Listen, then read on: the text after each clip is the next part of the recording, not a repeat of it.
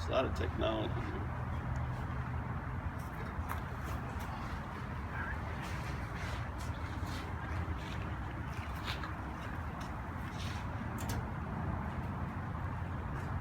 You ready? Yeah? All right.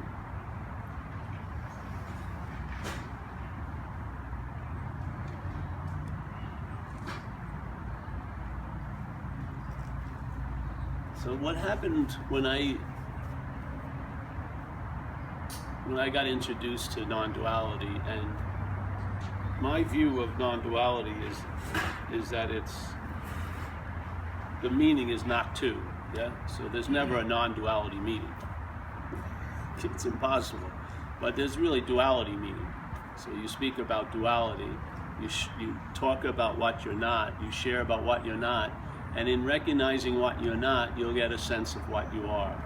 Instead of starting from what you're not, trying to find out what you are, there's a negation of what you're not. Yeah? And many of us have gone the former one. We believed we were Paul or whatever, and this was a valid starting point, because how could it not be? There was tons of history backing it up and constant thoughts, and then we would leave from here with the hopes of maybe finding our authentic self or the largest self or the supreme self. But it was basically, you're here and you're going to do and have yourself into another condition over there. But because it's over there, it obviously isn't here. Yeah? Or why would you be trying to do all this stuff to get over there? So the over there sounds a lot better than the here that you're starting from. And a lot of us have done that either in a little manner or a large manner, and it's in a sense a failed system on this one topic. I mean, if you wanted to get a good latte, you could do and have yourself to get a good latte. You could look up at Yelp and find this and make sure how much foam they use and da-da-da-da, and then go there and then have the latte. Or, you want a jacket, you look up what's on sale, go and get the jacket. But you can't apply that same strategy to what you are, because you're that. Everything else that you've been looking for hasn't been you, and maybe you'll find it. Yeah? But if you attempt to look for you, that's the blindness. Yeah? So you're going to be blind to you are what's looking by looking for it. Yeah? So this is the certain.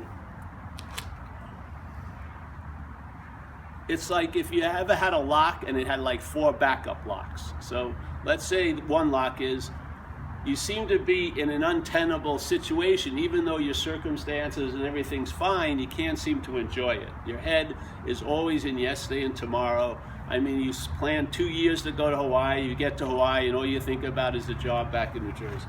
So it's never you're never really there to milk the fucking moment cow, so to speak. So we're all so there's an impetus or a drive to get some relief, yeah.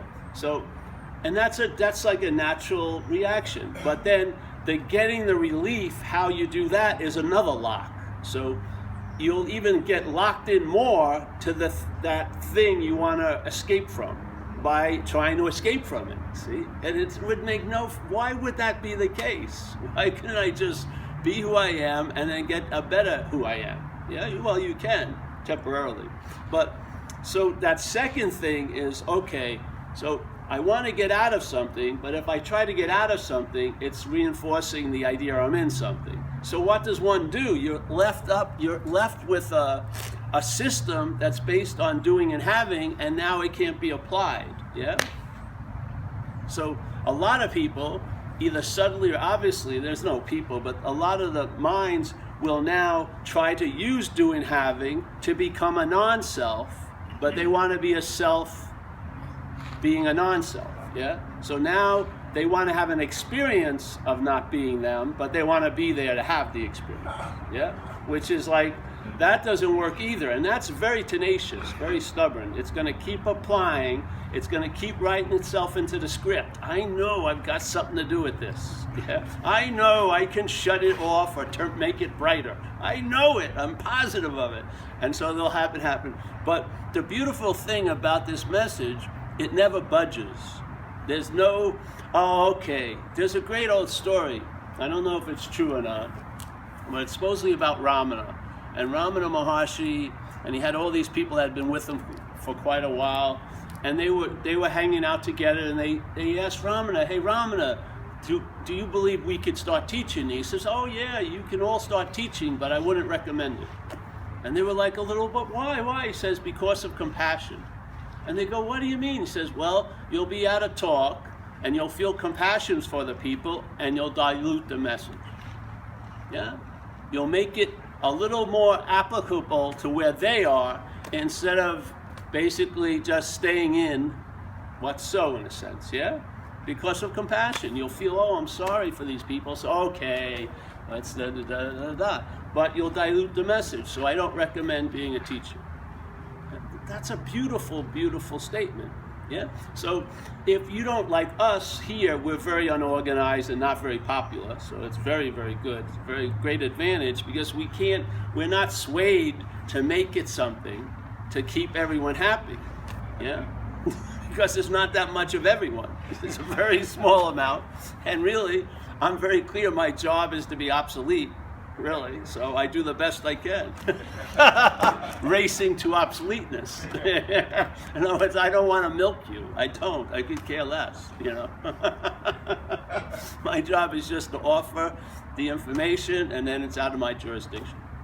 So in a way, and I found over years of this coming through, it's so beautifully pristine, because if you keep offering nothing, it's gonna be seen as incredibly something. Even if it's just with you or with one other, it doesn't even matter. But the nothing is the gift that will keep on giving. Yeah, the nothing is what's always going to be available at all times, right where you are, with no requirement necessary to meet it, because you're so past the point of meeting it, you are it. Yeah. So, and if the nothing can just keep getting applied, so everyone comes here with nothing, they leave with nothing, they get nothing, yeah? After a while, that nothing, I'm telling you, is gonna be, it's just the gift that keeps on giving, because nothing never runs out. There's no quantity of nothing. There's no frills on nothing, you can't put a bow on nothing. It's sort of like the desert tortoise, and then the coyote. The coyote wants to get some of that tortoise meat, but it can't get into the shell. And after about a minute or two of trying, it just loses interest. That's what happens. So the mental state loses interest in mind. Yeah? And losing interest in mind from the mental state in this way is actually it. Yeah? It's not having a huge amount of interest. It's losing all the interest you have in everything, and then the interest gets basically, instead of like a, you know, when you have a hose and you have one of those nozzles and you can make it really fine, instead of having all your interest at all times and attention being focused and directed by the mental state through seeking, it's now dispersed, and it's like a big mist in a way you're sitting in. That's the presence. Yeah, the presence isn't something that becomes available. It's always available, but our interest and attention isn't picking it up, because our interest and intention is being directed by the mental state, and sometimes it's being directed to find the presence. So by looking for the presence, you miss the presence. That's the dilemma here. Yeah. This way of looking, called self-centeredness, is blind to the seeing. It's blind to it. If you keep on attempting to try to find it with this, you're going to be lost, seemingly. You're not lost, because at all times, what's looking is what you're looking for, but not as to who you think is looking for. Yeah? It's different. It's just a slight difference, but that slight difference reverberates, because you're at the beginning of the chain, so to speak. Yeah? That it's like you're at the first knot. If the first knot is loosened, it has a thread that runs through everything else, all the other aspects of living, and then there'll be a loosening of the whole row of knots. If you miss the first knot and you're concentrated on loosening the fourth knot, the loosening of the fourth knot only strengthens the first knot. Yeah? The loosening of, oh, I'm going to get much better in this area, that area, yes, but you're, in a sense, that loosening is contracting the first knot. So now, maybe you work so hard for peace of mind, but you can't enjoy peace of mind because your head is still in time. And so if you're feeling peace now, your head's worried, will I be feeling peace tomorrow? So there goes the seeming peace. It's all conditional once again on you. But if the condition of peace is actually your condition, then it stabilizes because your condition is always here until it ain't. And when it ain't, you won't even care. Yes. So it has to be what you are to be valuable here. It can't be something that what you are gets, because if it gets it, it will the idea and the possibility of losing it will hatch. Yes. You cannot get out of what you seemingly are in. You have to see you're not in it. If you keep trying to get out of it, that's being in it. Yeah. If you hear this, like entertaining has no commas or periods. Something gets introduced and mind reverberates around it. And so there's an expansion in mind, but mind doesn't expand. There's an expansion in mind, and when the mind expands, it reverberates, and you'll see it doesn't hit anything ever. It goes on and on and on and on and on and on and on and on. That's what we're like. It's like throwing a stone into a very deep well and there's never a sound. It just goes on and on and on and on and on. That's what happens when there's a realization of mind, in mind, it just reverberates the extent of what mind truly is, which is totally unfathomable and unknowable because you're being it. How can you know something that you are? You can only be it.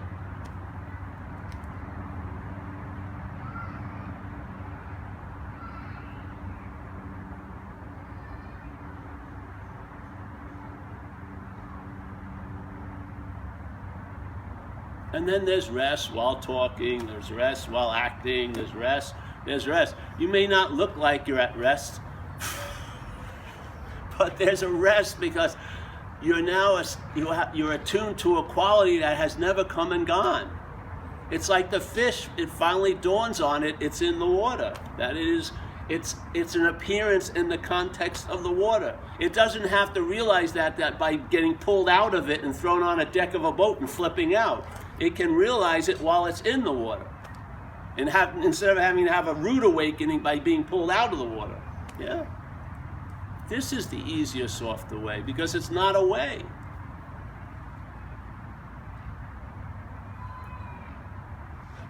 So you hear it, mind entertains. You come back, mind entertains. Blah, blah, blah, and then you see it. The joy of mind is it's entertaining itself in a sense, yeah? It finally meets its match. See, right now, all of us are miracle workers. We're working miracles all day. We're making shit out of nothing all day. I mean, we're way past Jesus Christ. Jesus Christ brought back Lazarus, but he at least was alive at one time. We're making shit out of nothing. We're producing diseases that we haven't had. We're doing tons of shit all day, and no one's like sitting and marveled at it. You can't. It's amazing that now they finally realize, hey, we're living in a fact-free world. Exactly. This is dreaming. There's never been a fucking fact. The only fact is that it's dreaming. So everyone's, oh, it's a fact-free world. Yeah. It's and it's not how you are seeing it. You're just one of the dreamt. You're the dreamt thinking you have the quality of being the dreaming, but you don't as the dreamt. Yeah, the dreamt is totally defined by it being dreamt. Yeah, it has a mortality fear, this and that, because it knows it's going to end, and it's trying to put it off by the next purchase or the next this or the next that. It's trying to stop this ride and point out how, oh, I am so something, but it's going to end. Yeah. So we're making shit out of nothing. And so if the thought system is your definite GPS, you're only going to be able to see things from afar. And all you're going to do is at that point, the observation is going to distort what's observed. Yeah? We're going to give everything all the meaning it has. What would happen if, some people talked to me last night, oh, I've got to stop judging. The fucking thing is, just realize you're not the judger, because you're not going to stop judging. Your mental state works in comparison. It's judging all freaking day. Even that's a judgment, you know? I have a judgment that I'm going to stop judging. You can never get out of it. You can't get out of it by being in it, yeah? So, all right, so someone, again, emails me, oh, so alcoholism is perfect. And then I said, yes, and attempting to get out of alcoholism is also perfect, yeah? So, I mean, the perfection just doesn't stop. It just goes on and on and on and on and on. Yeah? So this place is okay, so everything being fucked is okay. Yeah, and also attempting to unfuck is okay.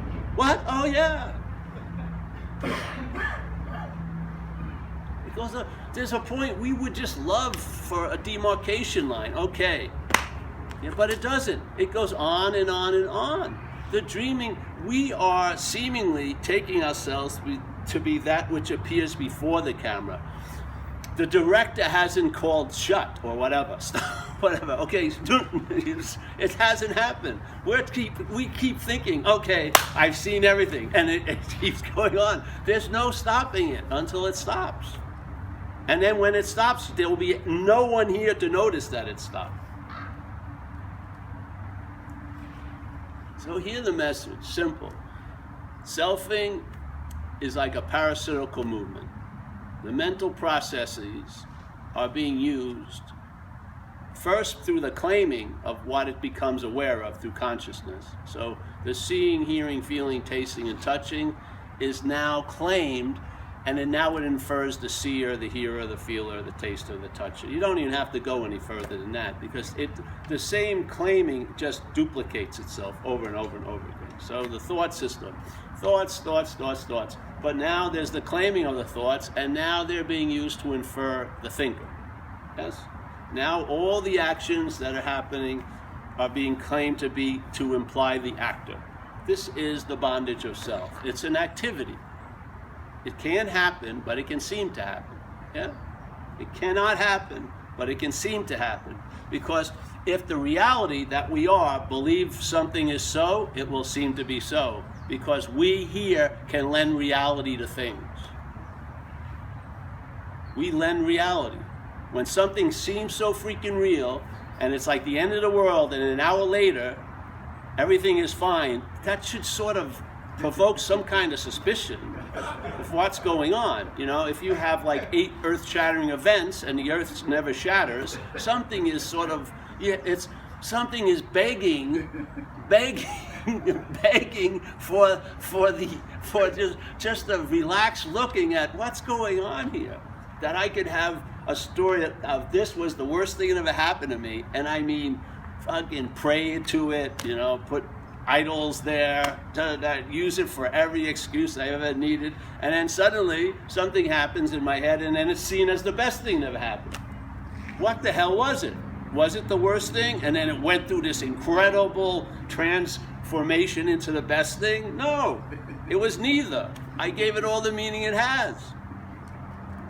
How many examples do you need? You need one. Let the mind chew on it and see where it goes.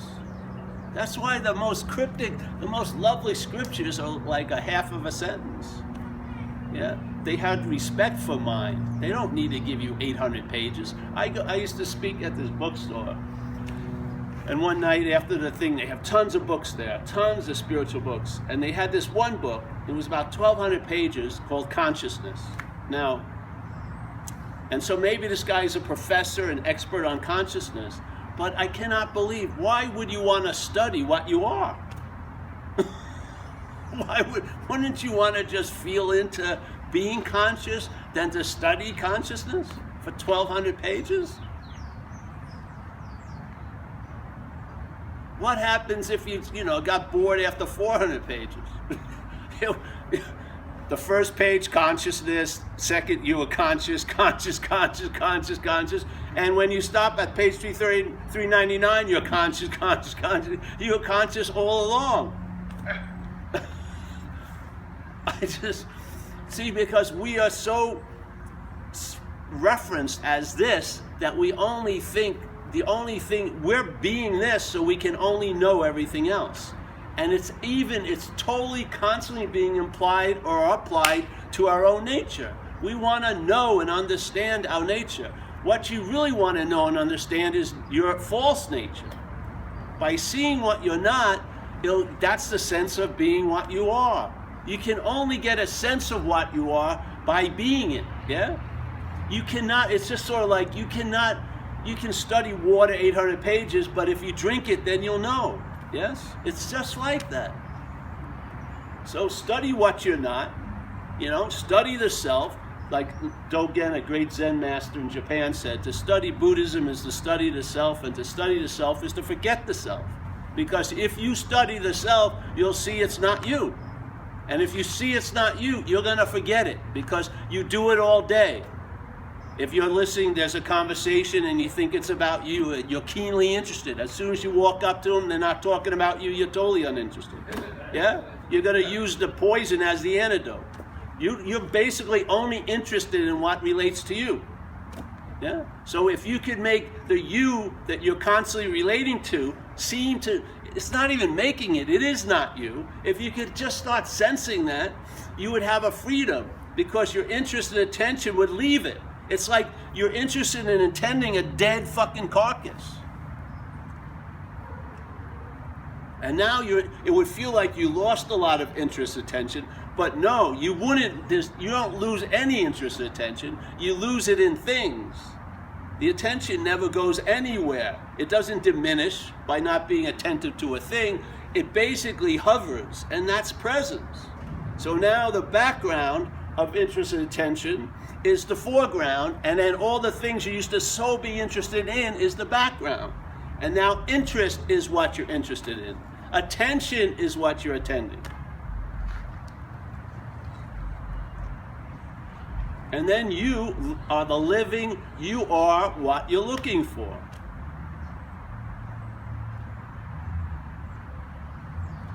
Like it or not. What happens? Myriad of things. A lot of things fall away with no thought or effort. You have an immunity to what's not happening because you see that it's not happening. Literally.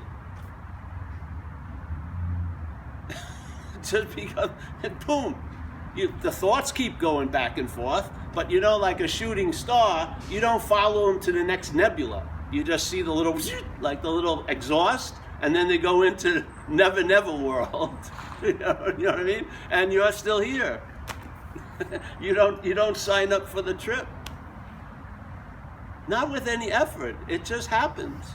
Yeah? If like them in Buddhism, if you look at Buddhism as a linear process, they would call it, they have the Eightfold Noble Path. Yes. First they tell you what the trouble is which is suffering, or a deep malaise, which is just a sense of incompleteness.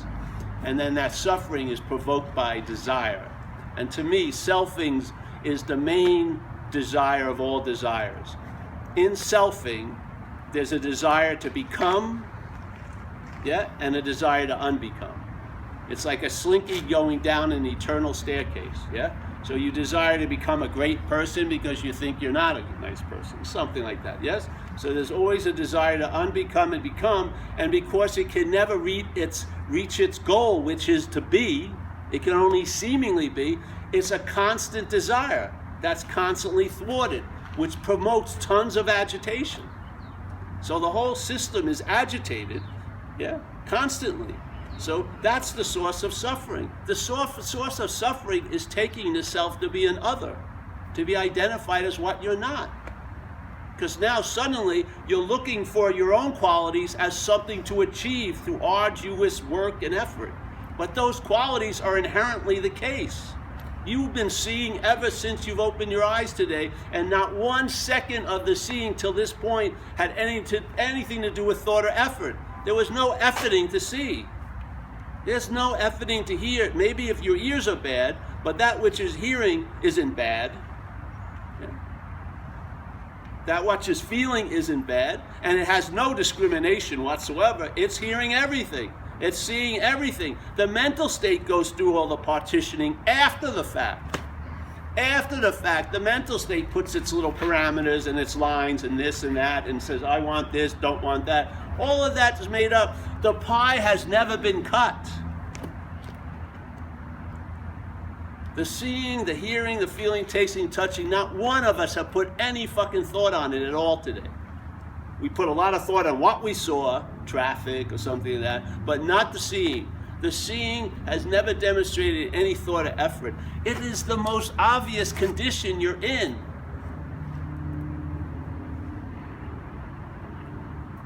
How am I going to approach that which demonstrates no thought or effort through thought and effort while I am that? Yes? How is the Buddha going to seek the Buddha? Actually, how is the Buddha going to find the Buddha? By seeking. How is the light going to find light? By looking for light. When it is the light, it's not going to work. And as Huang Po, a great master, says, you can try it for eons and nothing's going to happen. It's not going to budge. It's not going to budge. These are primal absolutes in this place. You cannot know yourself into being. You cannot do and have yourself into being. Being is prior to all that. Yes?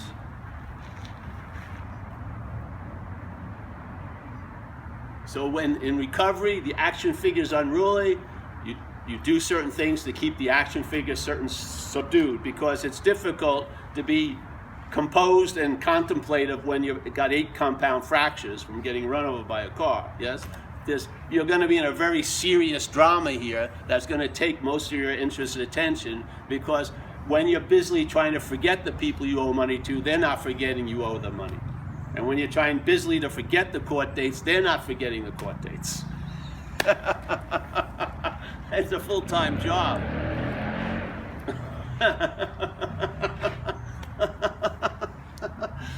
It's just an invitation, you know.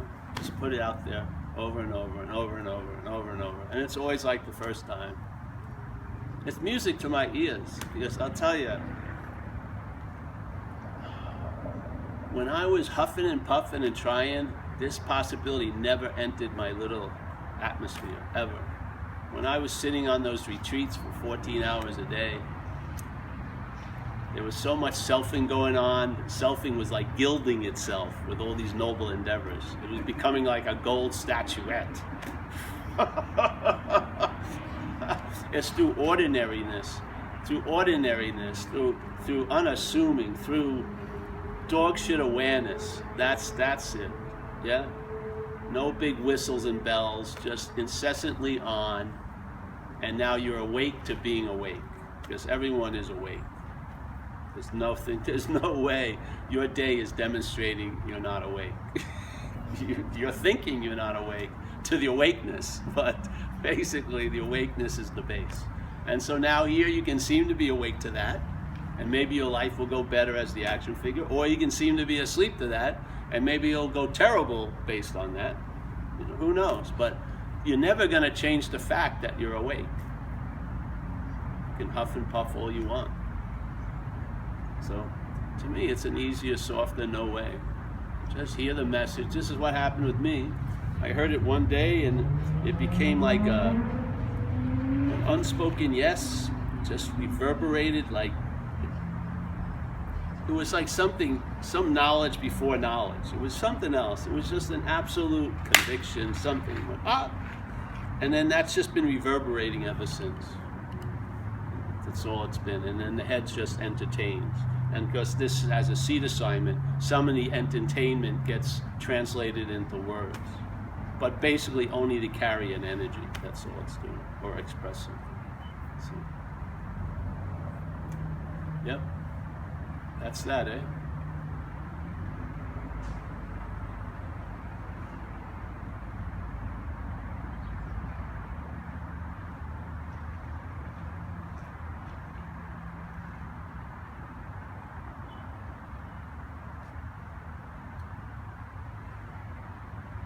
Do you ever see Kuan Yin statues?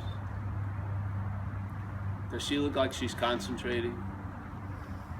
She's usually pictured as gazing over water Very loose. They're usually looking a little bit like groggy almost. Yes, the Buddha also. They're not like, you know, yeah. Usually when they sat in caves, they sat on supposedly outside the cave and they looked at the play of light through a day. They weren't like looking at a blank wall. They were just watching, they were just observing what's happening, yeah? It was more like a relaxed awareness, yeah? I don't think they had a regimen. I don't think they got up at 4 in the morning. Probably didn't have a clock. You know, just rolled out, sat there, you know, reviewed. They had very little to do that day. You don't even have to leave the cave. So much gets revealed by doing nothing, you know. It really does. So. All right. Any questions? That was a short one today.